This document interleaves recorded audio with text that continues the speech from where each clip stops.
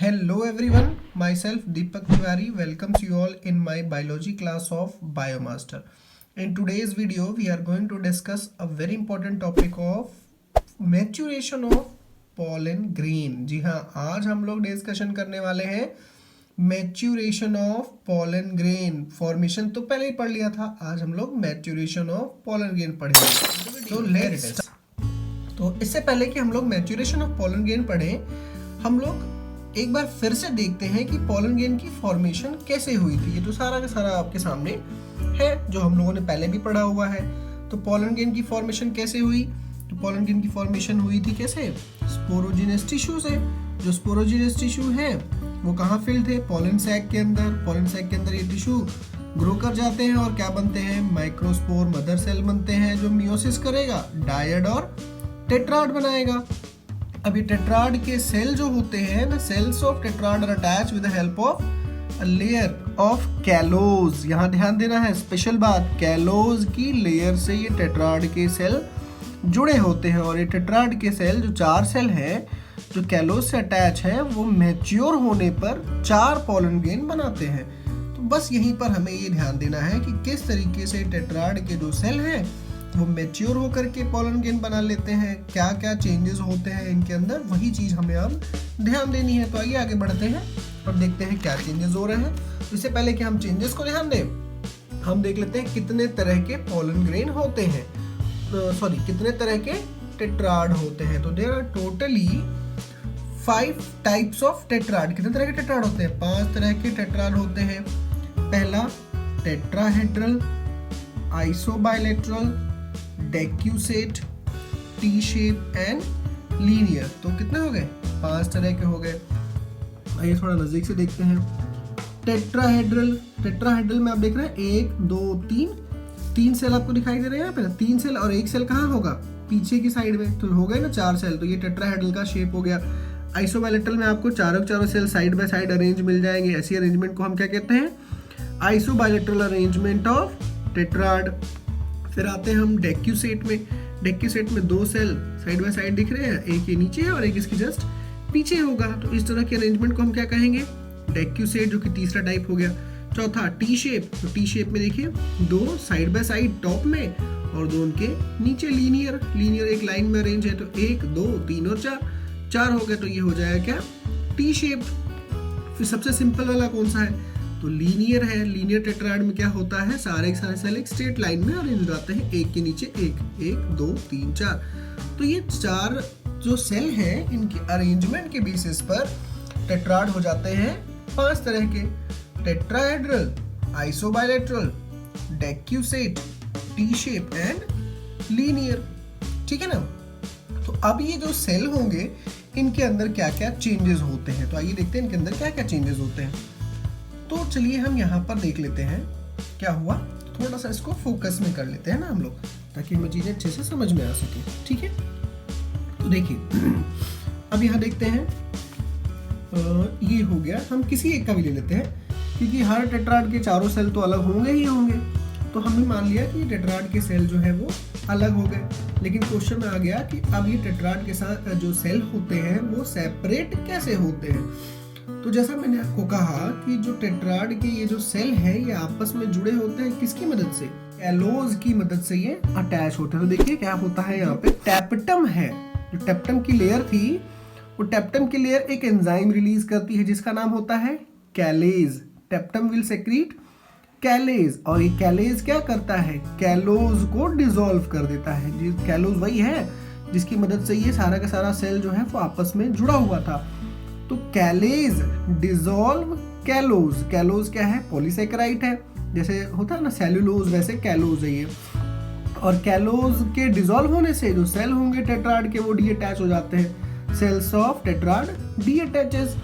तो ये कैलेज की वजह से इसमें कैलोज डिसॉल्व हो गया और ये टेट्राड के सेल डीअटैच हो गया. तो उसी में से एक सेल को हम कंटिन्यू करते हैं. देखिए ये सेंटर में इसका न्यूक्लियस बना हुआ है, साइड में डॉटेड जो है वो क्या है? साइटोप्लाज्म है. और ये उसकी सेल वॉल है. ठीक है? अब ये सेल मैच्यूरेशन की तरफ जाएगा. तो मैच्यूरेशन करेगा तो क्या क्या चेंजेस आएंगे उसके अंदर, तो वो हम लोग अब देखेंगे कि क्या क्या चेंजेस आएंगे. तो देखिए अब ये जो सेल होगा इसमें न्यूक्लियर डिवीजन, सेल डिवीजन शुरू होगी तो कहीं भी सेल डिवीजन होती है तो सबसे पहले न्यूक्लियस डिवाइड होता है, तो यहाँ भी वही होगा, न्यूक्लियस डिवाइड होगा। बट यहाँ पर देखेंगे कि जो स्पिंडल बने हैं वो कैसे हैं, एसिमेट्रिक स्पिंडल। एसिमेट्रिक स्पिंडल जब बनते हैं ना तो वहां पर जो सेल डिवीजन होती है वो इक्वल नहीं होती, यानी दो बराबर सेल नहीं डिवाइड होंगे। जो सेल डिवाइड होंगे, जो सेल डिवीजन होगा वो अनइक्वल सेल डिवीजन होगा। ओके, देखिए तो पूरी फिगर मैंने यहाँ पर बना रखी है पहले से ही। तो अब यहाँ पर न्यूक्लियर डिवीजन, ये स्पिंडल बना, और ये स्पिंडल कैसा बन रहा है, एसिमेट्रिकल स्पिंडल बन रहा है। ठीक है, एसिमेट्रिकल स्पिंडल बना ना ये। अब एसिमेट्रिकल स्पिंडल की वजह से डिवीजन होगा, तो पहले क्या डिवाइड होगा, न्यूक्लियस डिवाइड होगा।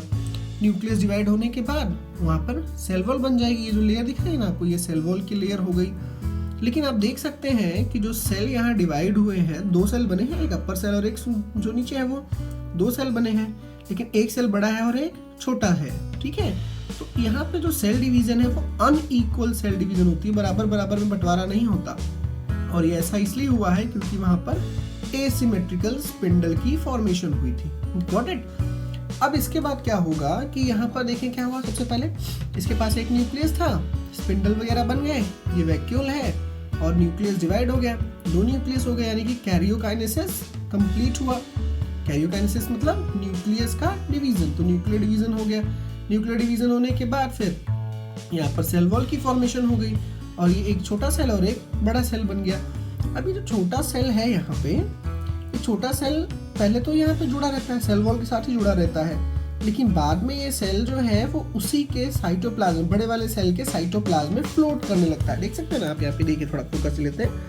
ये जो स्पिंडल शेप आंख की तरह जो बना हुआ है ना, स्पिंडल शेप सेल, ये स्पिंडल से बड़े वाले सेल के साइटोप्लाज्म में फ्लोट कर रहा है। ठीक है, तो दो अनइक्वल सेल्स बने। तो ये अनइक्वल सेल्स जो यहाँ पर बने हैं उनको थोड़ा सा हम देखते हैं कि वो क्या है, उनका नाम क्या है, उनके बारे में थोड़ा सा हम जानते हैं। तो जो बड़ा सेल होगा, ठीक है, जो लार्जर सेल होगा, यहाँ पे ये एरो अगर हम लेके जाएं तो ये एरो कहाँ तक जाएगी, ये एरो यहाँ अंदर तक जाएगी। ठीक है, तो ये जो लार्जर सेल है इसमें, इस लार्जर सेल को हम क्या कहते हैं, वेजिटेटिव सेल, क्योंकि ये नरिशमेंट प्रोवाइड करता है, वेजिटेशन देता है और पॉलन ट्यूब की फॉर्मेशन के समय पे इसको नरिशमेंट वगैरह देता है, इसलिए इसको हम ट्यूब सेल भी कह सकते हैं। तो ये जो बड़ा सेल हो गया, ये हो गया वेजिटेटिव सेल और ये जनरेटिव सेल हो गया। कौन सा, ये जो छोटा सेल है ना यहाँ पे, ये छोटा वाला सेल, ये छोटा जो स्पिंडल शेप है, ये कौन सा है, तो ये जनरेटिव सेल है। अब जनरेटिव सेल, यही तो मेल न्यूक्लियस है, यही तो मेल गैमेट है। कौन सा मेल गैमेट है, जनरेटिव वाला। इसी के पास जो न्यूक्लियस है ना, ये न्यूक्लियस, यहाँ पे ध्यान देने वाली बात है कि ये जो न्यूक्लियस है यही मेल न्यूक्लियस है, ये मेल न्यूक्लियस है। ठीक है, तो this one is nothing but the male nucleus. It contain, generative cell will contain male nucleus, जो आगे जाकर के दो में डिवाइड होगा फिर से, यानी ऑल ओवर 3 सेल हो जाएंगे। देखेंगे उसको बाद में हम लोग पहले। ठीक, अब और हम देखेंगे यहाँ पे, तो यहाँ लेयर की सेक्रीशन होती है, यहाँ पे एक एक्स्ट्रा लेयर बनती है, यहाँ इसके ऊपर एक प्रोटेक्शन डेवलप हो जाती है। तो जो आउटर मोस्ट लेयर डेवलप होती है वो होती है क्या, that outer most layer is called exine. Outer most layer exine होती है, ये देख सकते हैं, जो बाहर की लेयर है ना वो एक्साइन है, और जो सेकेंड लेयर है वो क्या कहलाती है, इंटाइन कहलाती है। आउटर लेयर एक्साइन और सेकेंड लेयर इंटाइन, दोनों को हम एक साथ हम क्या कह सकते हैं, तो sporoderm, both of them are together known as sporoderm. अब यहाँ एक खास बात है, एक्साइन जो होता है, ये जो एक्साइन जो लेयर आपको दिख रही है यहाँ पे, ये ठीक है, this exine is made up of a special substance called sporopollenin. जी हाँ, किससे बना होता है ये, स्पोरोपोलेनिन से। कौन बना होता है, एक्साइन बना होता है। और जो स्पोरोपोलेनिन है वो केमिकली इनर्ट सब्सटेंस होता है, मतलब ये एक ऐसा सब्सटेंस है, जो स्पोरोपोलेनिन है वो किसी भी केमिकल के साथ, किसी भी सब्सटेंस के साथ कोई रिएक्शन नहीं करता है। ये नेचर में सबसे ज्यादा रेजिस्टिव सब्सटेंस है। कौन सा, sporopollenin is the most resistive substance found in the nature and it is the chemical composition of exine. तो एक्साइन इसी से बना होगा, स्पोरोपोलेनिन से, ताकि ये पोलन ग्रेन को प्रोटेक्शन दे सके एनवायरमेंटल कंडीशन से और बाकी चीज़ों से। अगर कोई जानवर खा भी लेता है तो वो डाइजेस्ट नहीं होगा।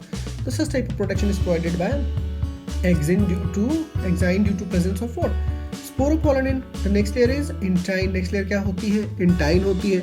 intine नॉर्मल सेलुलोज से बनी होती है.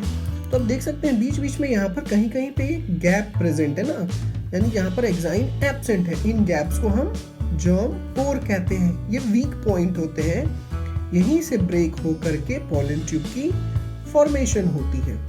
ओके, तो it was a simple topic, बहुत सिंपल सा टॉपिक था. एक बार हम लोग फिर से देखेंगे कि कितने तरह के होते हैं यहाँ पे. तो there are 5 types of tetrad, और इसमें हमने देखा कि न्यूक्लियस है, न्यूक्लियस डिवीजन किया, न्यूक्लियर डिवीजन हो क्या, यानी सेल डिवीजन हो रहा है, लेकिन इक्वल सेल डिवीजन नहीं, अनइक्वल सेल डिवीजन होगी, क्योंकि वहाँ पे एसिमेट्रिक स्पिंडल बना था. 2 सेल बनेंगे, जो लार्जर सेल होगा उसको वेजिटेटिव, जो छोटा सेल होगा वो जनरेटिव कहलाएगा. अब उसमें एक एक्स्ट्रा लेयर डेवलप हो जाएगी जिसको हम एक्साइन कहेंगे. सेकेंड लेयर इंटाइन कहेंगे. एक्साइन स्पोरोपोलेनिन की बनी होती है और इंटाइन सेलुलोज की बनी होती है. दोनों को एक साथ हम स्पोरोडर्म कहते हैं. और जहाँ जहाँ एक्साइन एब्सेंट होती है उसको हम जर्म पोर कहते हैं. जर्म पोर से पोलन ट्यूब की फॉर्मेशन होती है. एक्साइन और इंटाइन प्रोटेक्शन देते हैं. स्पेशली प्रोटेक्शन कौन प्रोवाइड करता है? तो एक्साइन, क्योंकि वो स्पोरोपोलेनिन से बना होता है. वेजिटेटिव सेल की बात करें तो ये लार्जर सेल होता है जो कि नरिशमेंट प्रोवाइड करेगा. इसके अंदर जो न्यूक्लियस है उसको ट्यूब न्यूक्लियस कहते हैं.